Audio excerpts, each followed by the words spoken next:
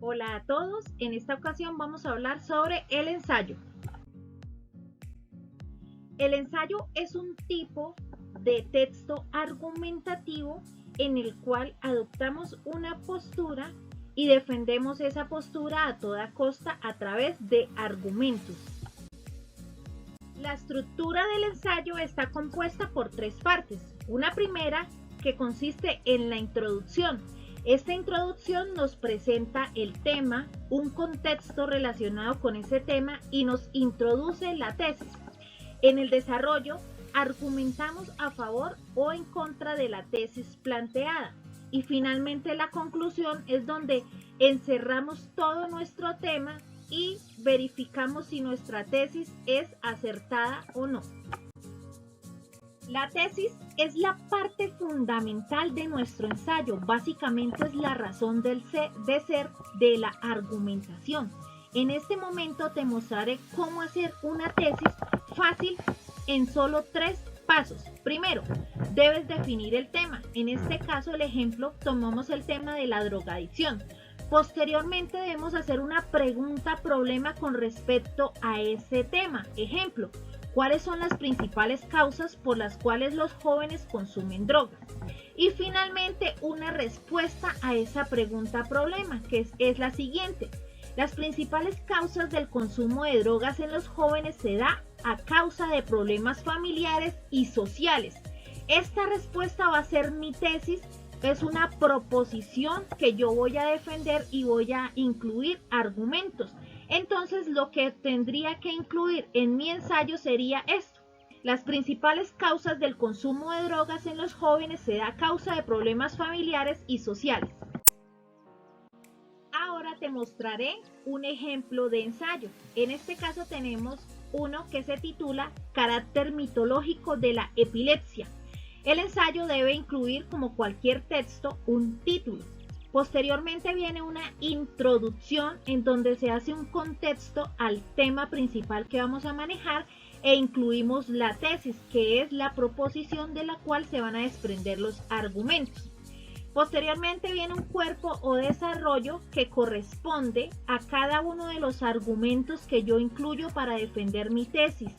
Puedo incluir una cita textual, es decir, un argumento que me esté apoyando a mi argumento principal. Este lo podemos tomar de otra persona, por tanto se debe referenciar. Y finalmente tenemos una conclusión, que es donde cerramos nuestro tema. Es importante que incluyamos referencias bibliográficas, es decir, las fuentes consultadas para lograr la información. Ahora bien, para hacer un ensayo es importante conocer los tipos de argumentos. Los argumentos de autoridad son aquellos que remiten a autores, entidades u organizaciones que han trabajado o estudiado el tema en cuestión, sea para establecer datos y hechos o para aclarar conceptos o para verificar una opinión. Mencionar a fuentes autorizadas permite reforzar el contenido del argumento, siempre y cuando se trate de información relevante, venga de una persona o institución con trayectoria investigativa y no base sus afirmaciones en suposiciones o especulaciones. Un ejemplo de ellos es el siguiente. Según la Organización Mundial de la Salud, en Centroamérica muere un niño por desnutrición cada 24 horas. En este caso, nuestra autoridad es la Organización Mundial de la Salud. O el presidente de Marruecos vació los fondos del Banco Central y el fondo del Banco Central en el país se encuentra en bancarrota, según afirma el Índice de Estadísticas Financieras. En este caso, el Índice de Estadísticas Financieras es nuestra autoridad.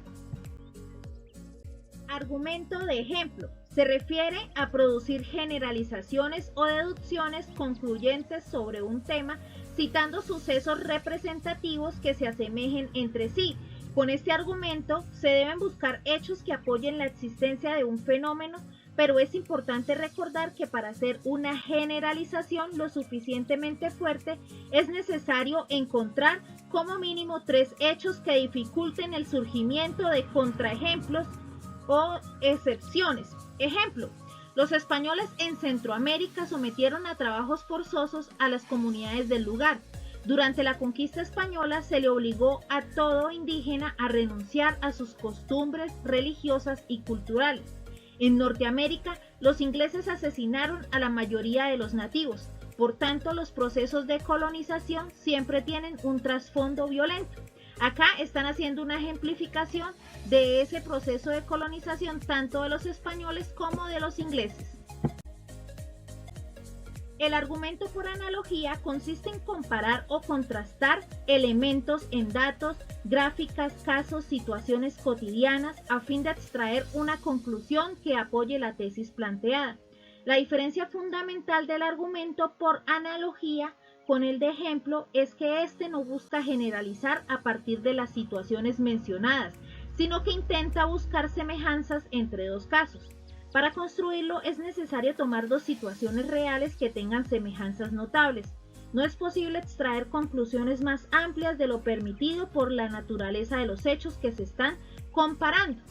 Acá tenemos un ejemplo. Entiendo yo, señora, que la mayor y principal dificultad de la humana ciencia reside en la acertada dirección y educación de los niños, del propio modo en que en la agricultura las labores que preceden a la plantación son sencillas y no tienen dificultad. Mas luego que la planta ha arraigado, para que crezca hay diversidad de procedimientos que son difíciles. Lo propio acontece con los hombres. Darles vida no es difícil, mas luego que la tienen, vienen los diversos ciudadanos y trabajos que exigen su educación y dirección. Como podemos ver, tenemos dos situaciones que son totalmente aisladas, pero son similares en el proceso que nos describen.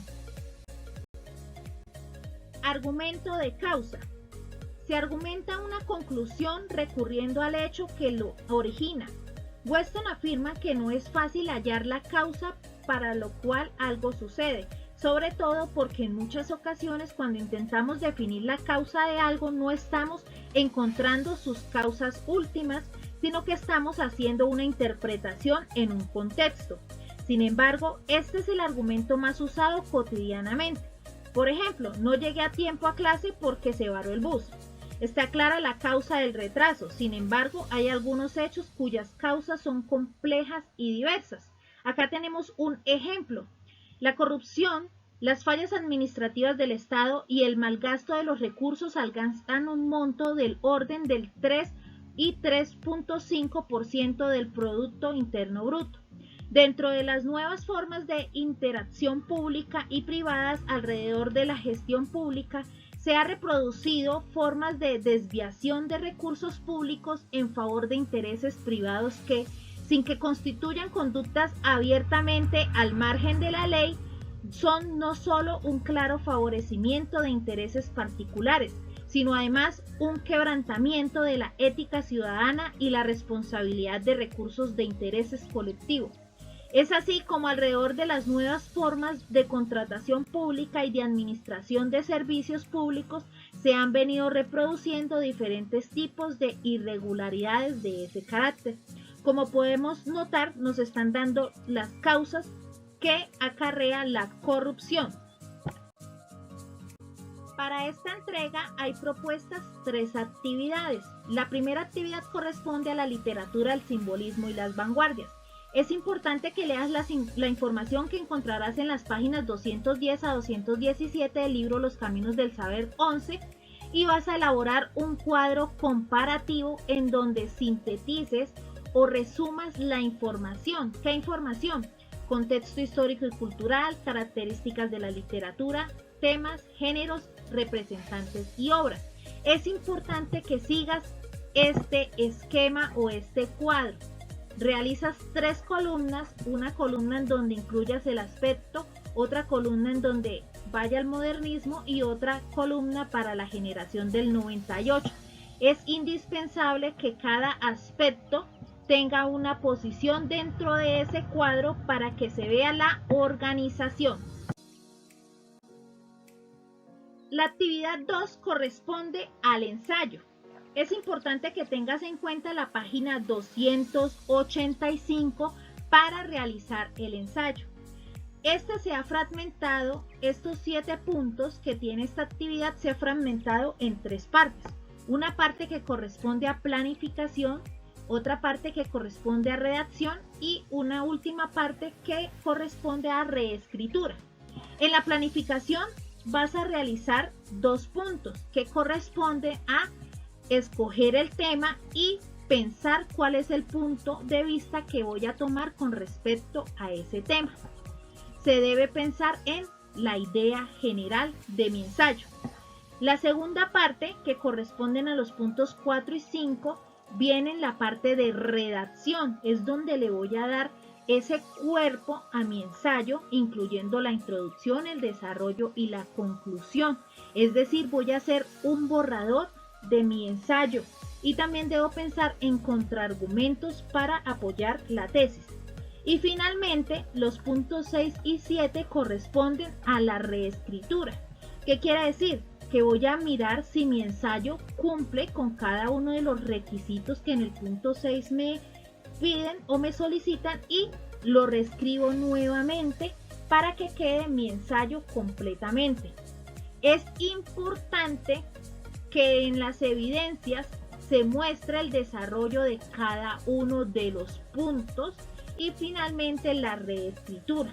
Si no se lleva este proceso, la nota no será la ideal.